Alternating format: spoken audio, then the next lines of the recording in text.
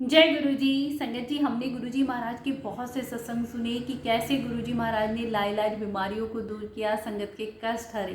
पर आज कुछ बहुत ही प्यारे प्यारे और छोटे से सत्संग गुरुजी महाराज के बचपन के हैं। उन्होंने क्या क्या लीलाएं रची, जो भी नई संगत है उनके मन में जरूर जानने की इच्छा होती होगी कि भगवान ने कहाँ जन्म लिया, क्या क्या बचपन में लीलाएं करी।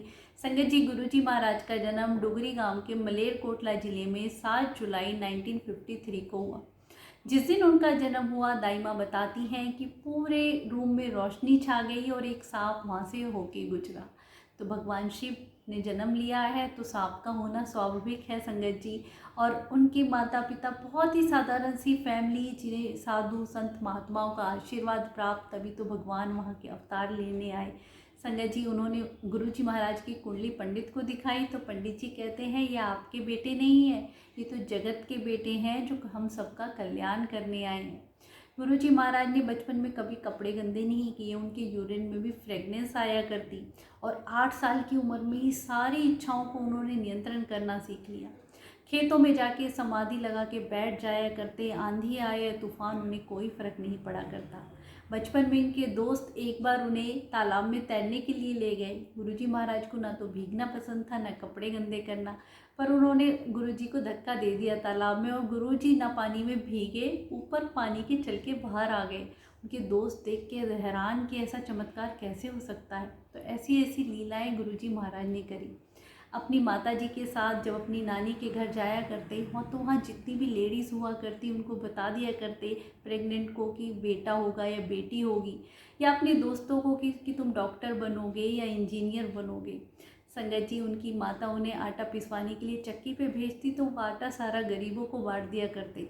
और एक बार तो संगत से भरा हुआ ट्रक अपराध को अपने घर ले आते हैं, उन्हें खाना खिलाते हैं और माता जी के हाथ से बनी हुई चटाई उन्हें गिफ्ट में देते हैं और सुबह उन्हें जाने के लिए कहते हैं। परिवार वाले गुस्सा होते हैं, पूछते हैं कि तुमने ऐसा क्यों किया, तो बताते हैं अगर मैं इन्हें रात को ही भेज देता तो इनका एक्सीडेंट हो जाना था और इनकी मौत लिखी हुई थी, इसलिए मैंने इन्हें रोक लिया और सुबह भेजा है। तो ऐसे ऐसे गुरुजी महाराज ने संगत का कल्याण किया। संगत जी, गुरुजी ने अपनी स्कूलिंग डुगरी गांव से ही की, फिर मलेरकोटला में उन्होंने अपना कॉलेज ज्वाइन किया। और गुरुजी की लीला देखिए आप, एक ही समय में 2 जगह मौजूद हुआ करते। एक बार उनका दोस्त उन्हें घर पे लेने आया कॉलेज ले जाने के लिए स्कूटर से, तो गुरुजी कहते हैं मुझे कुछ काम है, तुम चलो मैं तुम्हें वहीं मिलूँगा। तो दोस्त कॉलेज पहुंचता है तो गुरुजी वहाँ सामने खड़े हुए थे। वह हैरान रहता है क्योंकि गुरुजी के पास तो जाने का कोई ना स्कूटर का साधन था ना कुछ। एक बार उसने ऐसे ही शक हुआ तो देखा कि गुरुजी महाराज घर पे भी हैं और एक ही समय में कॉलेज में भी हैं। तो ऐसी लीलाएं गुरुजी ने करी। उनकी सिस्टर एक बार बताती हैं गुरुजी की कि रात को जब गुरुजी के पैरों से रोशनी निकला करती थी, गांव में कई बार लाइट नहीं हुआ करती थी तो पूरा कमरा जगमग हो जाया करता था लाइट से। तो ऐसी कुछ दिव्य शक्तियाँ जो बचपन से ही गुरुजी महाराज में दिखती थी। गुरुजी के जो बचपन के दोस्त शिव अंकल हैं वो बताते हैं कि अक्सर ज़्यादातर टाइम गुरुजी के साथ उन्होंने बिताया। तो एक दिन ऐसे ही रात को वो लेटे हुए थे गुरुजी के साथ, तो वो हमेशा पूछते थे कि मैं तो सो जाता हूँ पर आप इतनी देर तक समाधि में कहाँ लीन रहते हैं। तो संगत जी, एक दिन गुरुजी ने उनको बार बार पूछने पे बता ही दिया। वो पूछते हैं कि आप पूरी पूरी रात क्या करते हैं। तो गुरुजी कहते हैं ठीक है मैं आज दिखाता हूँ, और उनको अपने सामने बैठा लेते हैं और कहते हैं कि 1 सेकंड के लिए आंख बंद करो। तो अंकल कहते हैं कि पहले ही रोशनी नहीं, अंधेरा तो हो रहा है, करे फिर भी आंख बंद करो और फिर खोलो। तो भगवान शिव के साक्षात दर्शन उन्हें होते हैं, वही जटाएं, जैसे जटाधारी भगवान वो देख के इतने घबरा जाते हैं और आंखें बंद कर लेते हैं। फिर खोलते हैं तो सच में भगवान शिव उनके सामने बैठे होते हैं। थोड़ी देर बाद गुरुजी पूछते हैं और दर्शन कराऊं उनके, नहीं नहीं मुझे खूब दर्शन हो गए। तो गुरुजी ने ऐसी लीलाएं रची संगत जी। एक बार अपनी स्कूलिंग टाइम में जब अपने दोस्त के साथ बैठे हुए थे तो उनके दोस्त की इस पेन में इंक ख़त्म हो जाती है, तो गुरुजी से पेन मांगता है। तो गुरुजी कहते हैं तो अपना पेन ही मुझे दे, और फूंक मार के उसमें इंक भर देते हैं। जो टीचर सामने होते हैं वो सोचते हैं चीटिंग कर रहे हैं, प्रिंसिपल के पास ले जाते हैं।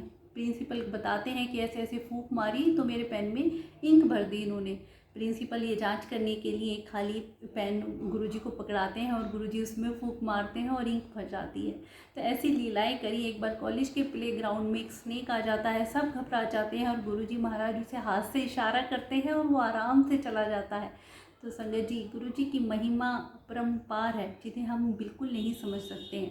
1975 में गुरु जी महाराज ने डुगरी गांव छोड़ा और फिर कुछ टाइम के लिए हरियाणा पंजाब बोर्ड में उन्होंने लिपिक सहायक के रूप में कुछ टाइम के लिए जॉब करी। फिर वो जलंधर मंदिर आए, फिर उन्होंने गुरुजी ने अपना बड़ा एम्पायर स्टेट के मंदिर में आया और फिर बड़ा मंदिर बनवाया, जो कि आज भी हम सब संगत का कल्याण कर रहे हैं। संगत जी, जो भी नई संगत जुड़ रही है, मन में ज़रूर डाउट आता है कि हम एक गुरु को भगवान कैसे माने। पर आप ये सोचिए संगत जी, अगर गुरु जी फिजिकल फॉर्म में हैं तो हम माने कि ये कोई महात्मा, साधु, संत या कोई जादूगर या कोई तांत्रिक या कुछ भी हो सकते हैं, या कुछ ऐसा इन्हें आता होगा।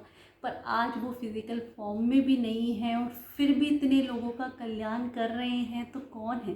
भगवान है संगत जी। वो हमारी इस बात को समझे। भगवान शिव ने खुद ब्रह्मा से कहा था कि कलयुग में मैं आऊँगा और लोगों का कल्याण करूँगा, और ये वही समय जब गुरु जी महाराज आए और आज भी इतने लोगों का कल्याण कर रहे हैं। हम जब भी बड़े मंदिर जाते हैं, कितनी संगत बढ़ गई है गुरु जी की, दिन प्रतिदिन लोग बढ़ते ही जा रहे हैं। गुरु जी महाराज कितने लोगों का कल्याण कर रहे हैं, उनकी हर समस्या का समाधान, ऐसी ऐसी बीमारियों से बचा रहे हैं। और सबसे बड़ी बात संगत जी, खुशी और एक मन की शांति और हिम्मत देते हैं गुरु जी। वो सुख हमें कहीं भी नहीं मिल सकता जो गुरु जी के चरणों में हमें मिलता है। अनंतम अनंतम शुक्राना गुरुपा अनंतम।